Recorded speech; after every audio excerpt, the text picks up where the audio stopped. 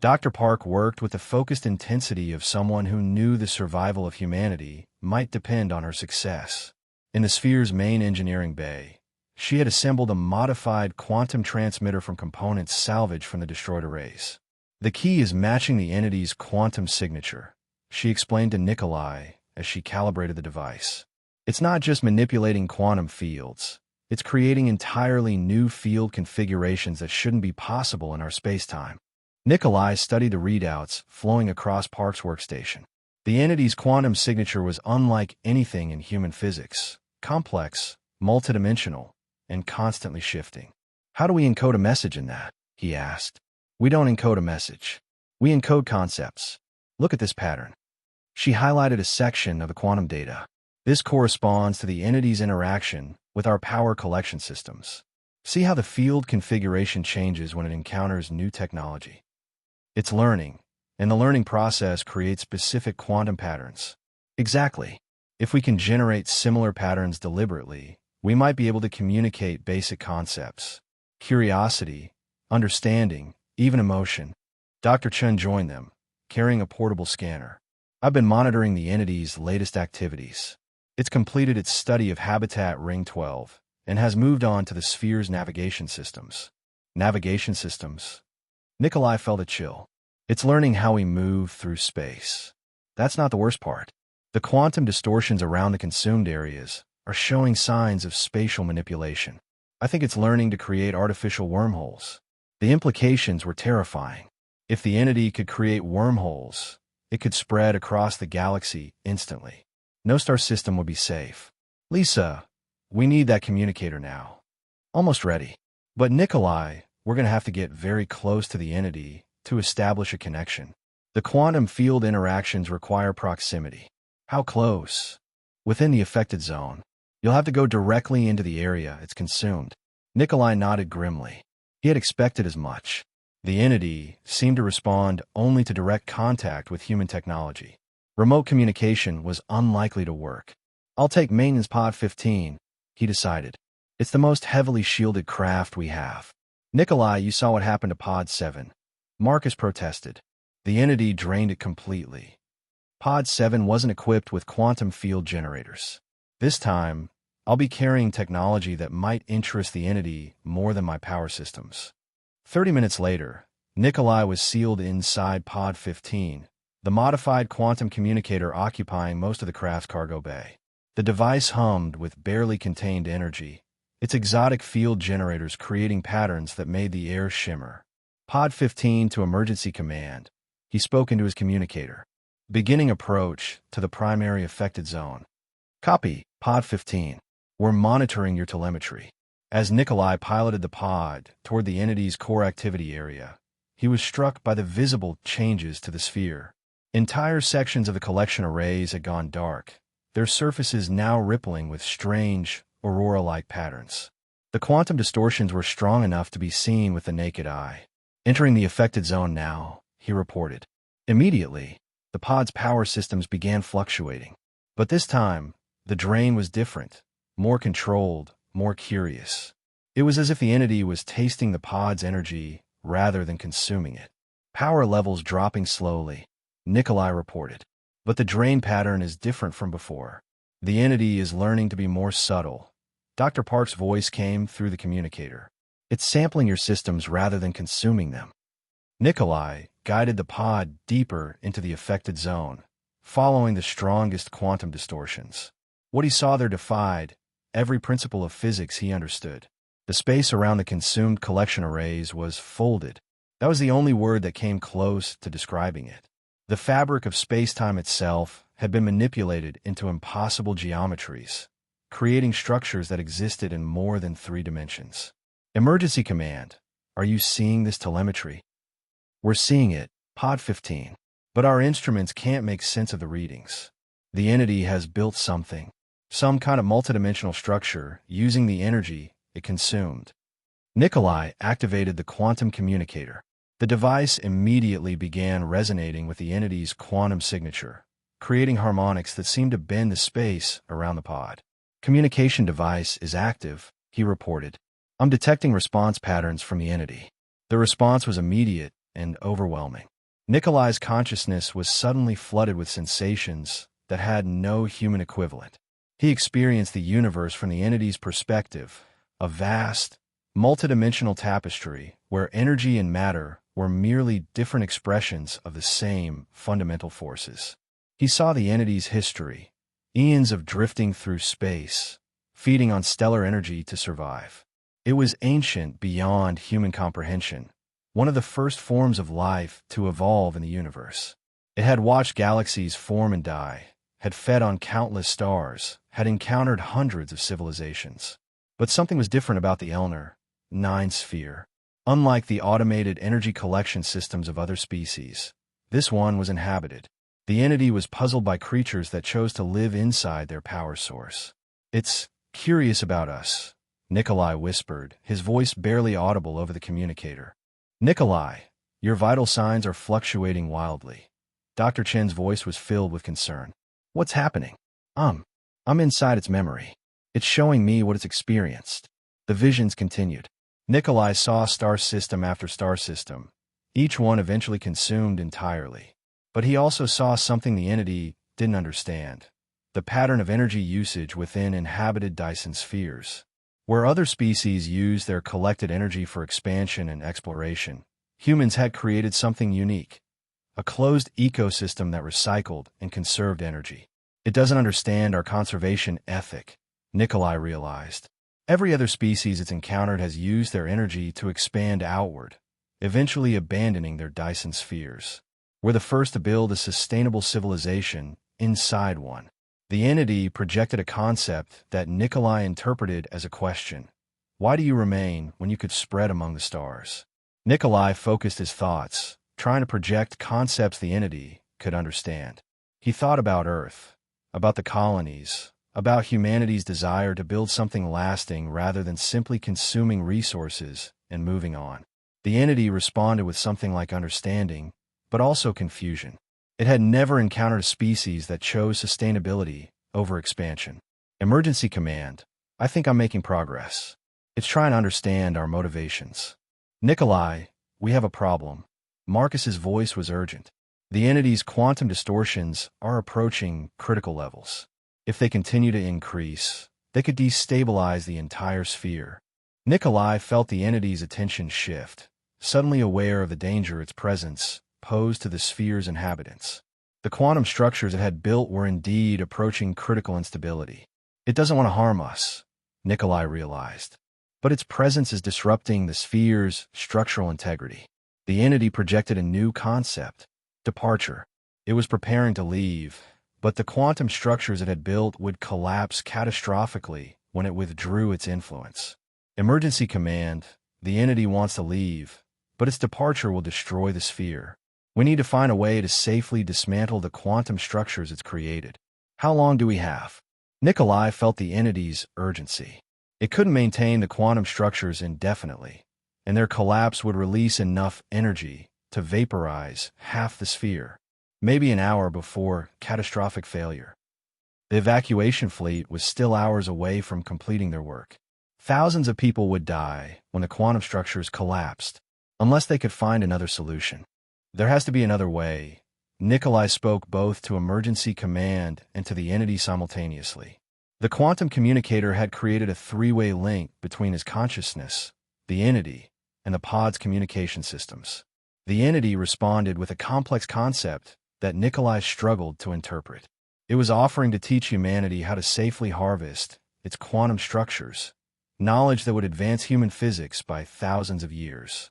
But the teaching process would require total integration between human consciousness and the entity's multidimensional awareness. "It's offering to share its knowledge," Nikolai reported. "But the process, I don't think human consciousness is compatible with that level of multidimensional awareness." "What kind of knowledge?" Dr. Park's voice came through the communicator. Nikolai felt the entity's memories flowing through him again. "Technologies beyond human imagination. Manipulation of space-time itself, energy extraction from quantum vacuum, travel between dimensions. The accumulated knowledge of a billion-year-old intelligence. Everything," he whispered. "It knows how to manipulate the fundamental forces of the universe." "Nikolai, Your neural activity is off the charts, Dr. Chen warned. Much more of this, and you could suffer permanent brain damage. But Nikolai was seeing something else in the entity's memories. A pattern that repeated across every civilization it had encountered. First contact, followed by knowledge transfer, followed by silence. It's killed them all, he realized with growing horror. Every species it tried to teach. The knowledge transfer process destroys human-level consciousness. The entity projected something like regret. It had tried to share its knowledge with many species, but biological intelligence simply couldn't process multidimensional concepts without being fundamentally altered. But there might be another way, Nikolai said, an idea forming in his mind. What if we don't try to download the knowledge? What if we just ask for help with the immediate problem? He focused his thoughts on the sphere's structural instability, on the thousands of people still aboard, on the need for a safe solution. The entity's response was immediate and positive. Emergency command, the entity understands our situation. It's going to try to stabilize its quantum structures while we complete the evacuation. How long can it maintain stability? Nikolai felt the entity's strain as it reinforced the failing quantum structures. 6 hours, maybe 7. But the effort is exhausting it. That's enough time to evacuate everyone, Marcus reported. The fleet can be in position within 5 hours. But as the entity worked to stabilize its structures, Nikolai sensed something else. The effort was not just exhausting, it was harmful. The entity was sacrificing part of itself to prevent the sphere's destruction. It's dying, he whispered. What? Dr. Chen's voice was sharp with concern. The stabilization process. It's using its own essence to reinforce the quantum structures. If it continues for 6 hours, it will be too weakened to survive departure. The entity confirmed his understanding. It could save the humans aboard the sphere, but only at the cost of its own existence. There has to be another way, Nikolai insisted. You've survived for billions of years. There must be a solution that doesn't require your sacrifice. The entity's response was gentle but firm. In its eons of existence, it had never encountered a species worth preserving. Humanity's unique approach to sustainable civilization, their decision to build lasting communities rather than simply consuming and expanding, represented something new in the universe. It considers us valuable, Nikolai reported, more valuable than its own continued existence. Nikolai, tell it we don't accept that bargain. Marcus's voice was firm. There has to be a third option. Nikolai projected the concept of mutual survival, of finding a solution that preserved both the entity and the human inhabitants. The entity's response was complex, part gratitude, part skepticism. It's willing to explore alternatives, Nikolai said, but it doesn't believe any exist. Dr. Park's voice came through the communicator. Nikolai, what if we could provide the entity with an alternative energy source? Something to replace what it's losing in the stabilization process. Like what? The sphere's entire energy output. If we could channel all our collected stellar energy directly to the entity, it might be able to maintain the quantum structures without sacrificing itself. Nikolai felt the entity's interest in the concept. It's intrigued by the idea, but the power requirements would be enormous. We'd have to shut down every system on the sphere. That's acceptable if it saves both the entity and our people, Marcus replied. How do we establish the connection? The quantum structures the entity built, they're already connected to our power grid through the consumed arrays. If we could reverse the flow. Dr. Park was already working. I can modify the sphere's power distribution network to channel all energy output through the consumed arrays. It will take about 2 hours. Do it, Nikolai ordered. And Lisa, make sure the connection can be severed quickly. If something goes wrong, we need to be able to cut the power flow immediately. As Dr. Park worked to modify the sphere's power systems, Nikolai maintained communication with the entity. He learned more about its nature, how it had evolved in the early universe when energy densities were much higher, how it had survived the expansion and cooling of space by learning to feed on stellar energy. The entity, in turn, was fascinated by human creativity and adaptability. It had never encountered a species that could develop from primitive tool users to stellar engineers in just a few thousand years. It's been alone for so long, Nikolai realized. Billions of years of drifting through space, feeding on stars, never finding another intelligence that could truly communicate with it. And now it has, Dr. Chen said softly. 2 hours later, Dr. Park announced the completion of her modifications. Power distribution network is ready. We can channel 100% of the sphere's energy output to the entity. Evacuation status. Nikolai asked. 80% complete, Captain Rodriguez reported. We can have everyone off the sphere within 3 hours. Begin power transfer, Nikolai ordered. The effect was immediate and dramatic. The sphere's energy output, instead of flowing to the colonies and storage systems, was redirected entirely to the entity's quantum structures. The strain on the entity's essence immediately lessened. It's working, Nikolai reported. The entity is stabilizing. But something unexpected happened. As the entity absorbed the sphere's energy, its quantum structures began to evolve. Instead of simple stabilization, the entity was transforming the structures into something new. Emergency command, the quantum distortions are changing. The entity is building something. Building what? Nikolai felt the entity's intent flow through their connection. It was creating a gift for humanity, a stable quantum framework that would allow safe dimensional manipulation. Technology that would advance human civilization by millennia. It's giving us the knowledge it promised, Nikolai said in wonder. But not through direct transfer. It's building a stable interface that human consciousness can safely interact with. The entity worked with incredible precision, using the sphere's energy to construct quantum frameworks that existed partially in normal space-time and partially in higher dimensions. When completed, these structures would allow humans to study multidimensional physics without risking psychological damage. How long will this take? Marcus asked. Nikolai felt the entity's timeline. 4 hours. But it requires constant energy input throughout the process. The evacuation will be complete in 3 hours, Captain Rodriguez reported. Do we proceed? Nikolai considered the implications. If successful, the entity would leave behind a gift that could transform human civilization. But the process would delay the evacuation by an hour, and any failure could be catastrophic. The entity is willing to accept the risk, he reported. But the decision is ours. It was Marcus who spoke for all of them. Tell the entity we accept its gift. 4 hours later, the transformation was complete. The entity's quantum structures had evolved into something unprecedented, a stable interface between human three-dimensional space and the multidimensional realm where the entity existed. Final evacuation transport is departing, Captain Rodriguez reported. All personnel are clear of the sphere.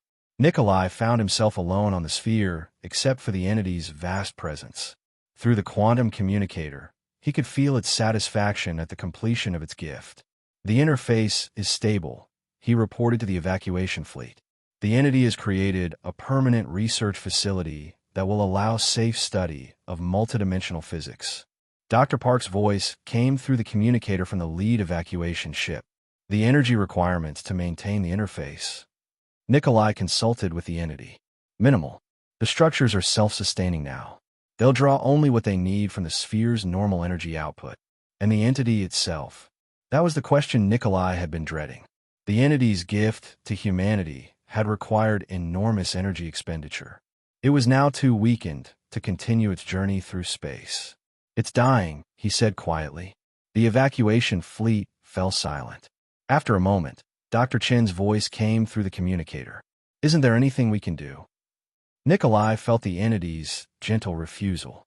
It had found something more valuable than continued existence. The knowledge that intelligence could choose cooperation over consumption, sustainability over expansion.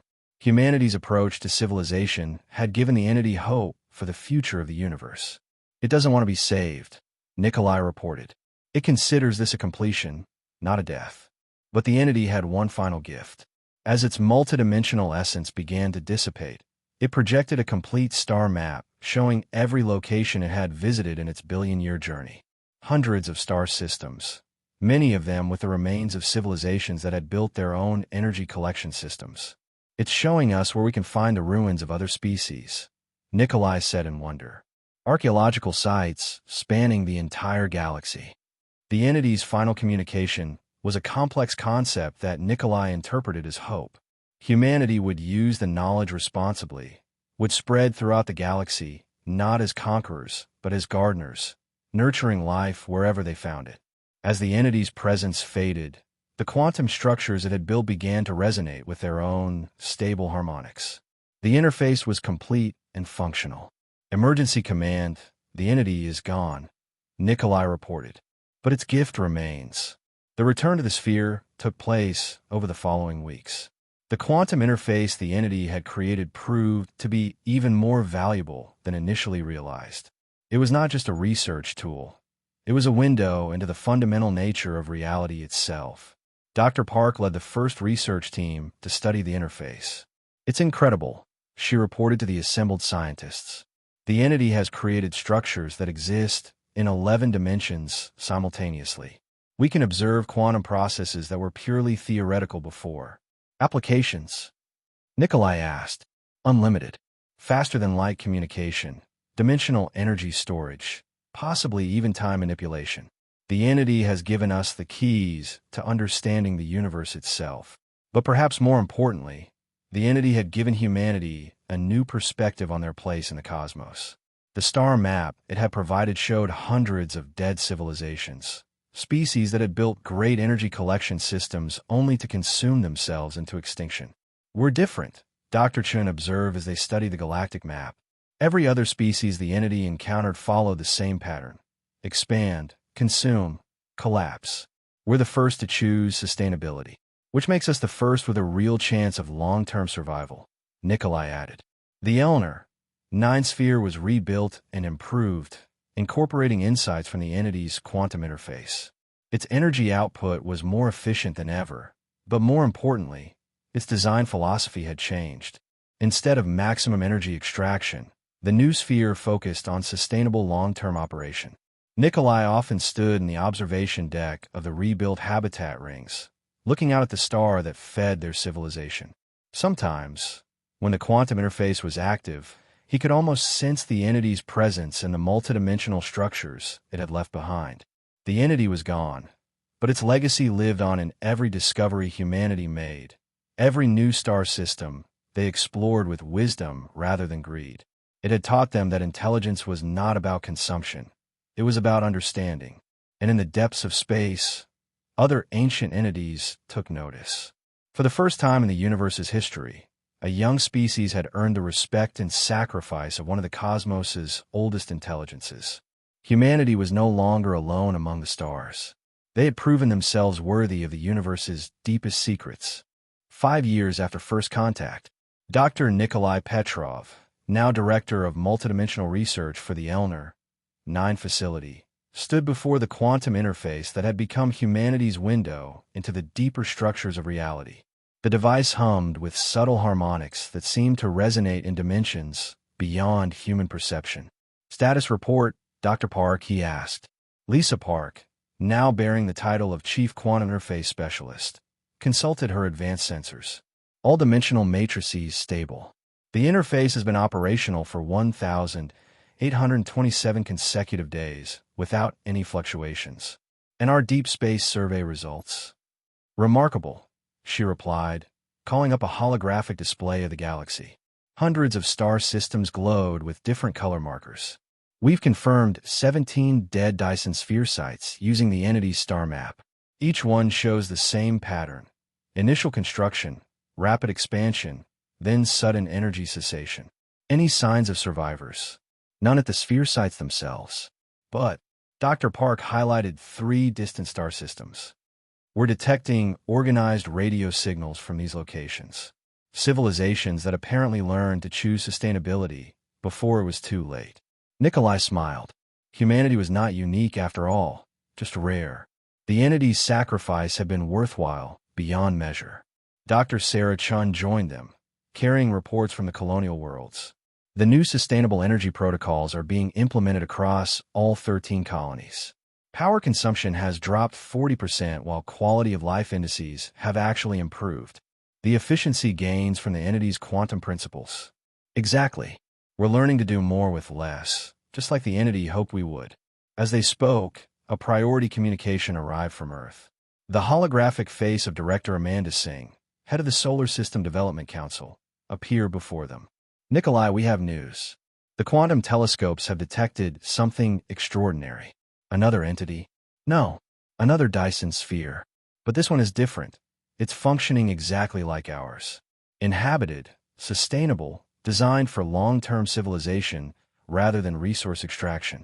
Nikolai felt his heart race. Distance: 47 light-years. The Kepler 442 system. But here's the remarkable part. They're broadcasting the same quantum signature patterns that our interface generates. I think they've encountered an entity too. The implications were staggering. If other civilizations had also earned the gift of quantum interfaces, it meant humanity was part of a larger community, species that had proven themselves worthy of the universe's deepest knowledge. Prepare a response transmission, Nikolai ordered. Use the quantum interface to generate a greeting signal. If they have similar technology, they'll be able to decode it. As Dr. Park worked to encode a message in multidimensional quantum patterns, Nikolai reflected on how much had changed since that first power fluctuation 5 years ago. The entity's death had seemed like an ending, but it had actually been a beginning. Humanity had learned that the universe was filled with intelligent life, but most of it was doomed by its own short-sighted consumption. The few species that learned to choose sustainability over expansion became part of an exclusive community, gardeners of space, tending to the cosmos rather than consuming it. Message encoded and ready for transmission, Dr. Park announced. Send it. The quantum interface resonated with frequencies that existed in 11 dimensions simultaneously. Somewhere in the Kepler 442 system, another species would receive humanity's greeting, a message that said, simply, we understand. We choose growth over greed. We are ready to join the gardeners.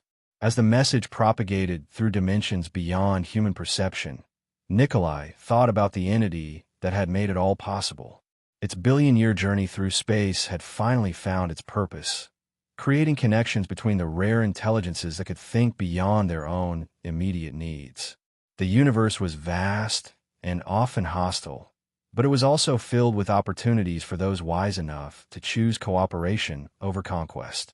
Humanity had taken its first steps into a larger community, guided by the sacrifice of an ancient intelligence that had waited eons to find species worthy of its gift.